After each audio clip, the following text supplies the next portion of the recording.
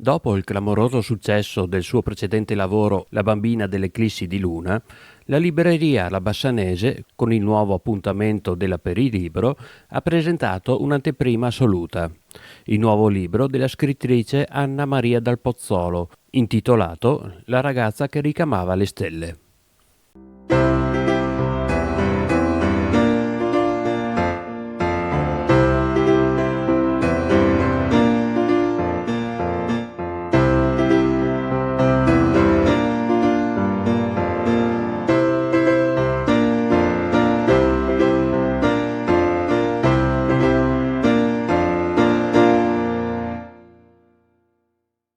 Questo nuovo libro parte dal recupero di Noemi che si risveglia dal coma e vuol cambiare la propria vita.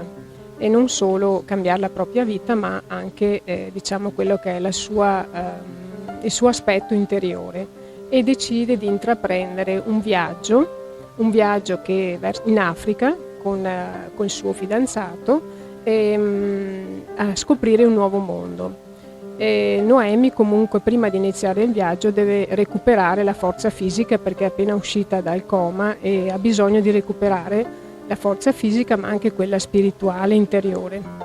Allora si mette per recuperare il tutto a eseguire degli esercizi che riguarda in particolare esercizi fisici, quindi il recupero delle articolazioni, della manualità, grazie anche all'utilizzo dell'arte marziale del Tai Chi che lei aveva imparato quando andava a scuola di Tai Chi prima dell'incidente che l'aveva fatta ammalare e finire in clinica, e pratica il Qigong, che è un esercizio di risveglio interiore della forza interiore ma anche della forza fisica.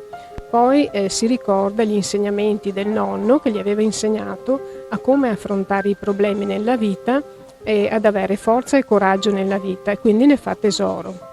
E quello che le aveva insegnato la nonna, che era l'arte del ricamo.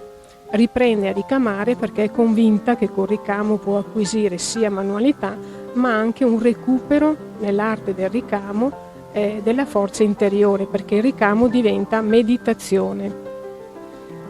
Un viaggio attraverso le relazioni umane, le passioni che ci guidano, le idee che ci animano e le avventure che ci trasformano. È un libro che parla di sogni e di amore, di speranze e di sfide, tessuto con maestria e cuore dalla penna di un'autrice straordinaria.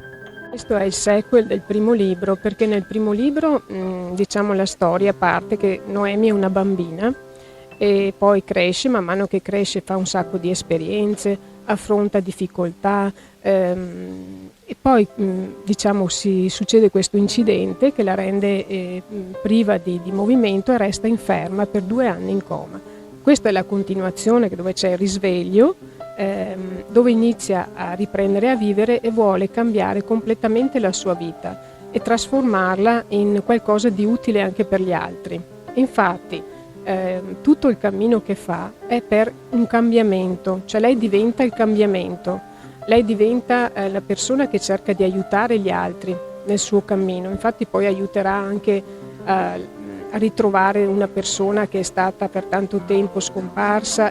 La missione in Africa infatti è per ritrovare i 2 cattolici che sono stati rapiti.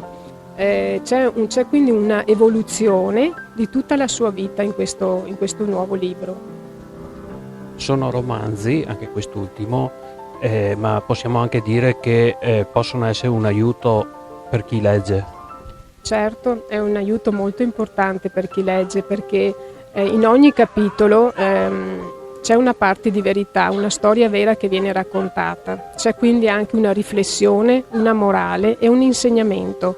E in ogni capitolo si parla di un valore importante. C'è per esempio il capitolo dove si parla della guerra, di come il nonno va in guerra e combatte e come sopravvive alla guerra, e quindi qua c'è un bellissimo insegnamento. Un altro capitolo si parla del perdono, quindi come riesce a perdonare qualcosa, come si può riuscire a perdonare anche nella vita reale.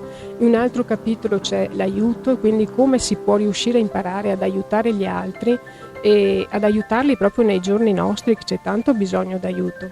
Nell'altro capitolo si può parlare della bellezza della natura, quindi il ritorno ad apprezzare la natura e il nostro rapporto con la natura e con l'ambiente e con gli animali, cioè sono tutte cose che dobbiamo mettere in pratica anche nella nostra vita per portare appunto un cambiamento, perché se siamo noi a cambiare noi stessi nel nostro piccolo mondo, se riusciamo a fare anche un piccolo cambiamento, tutti quanti poi uniti riusciamo a cambiare anche il mondo.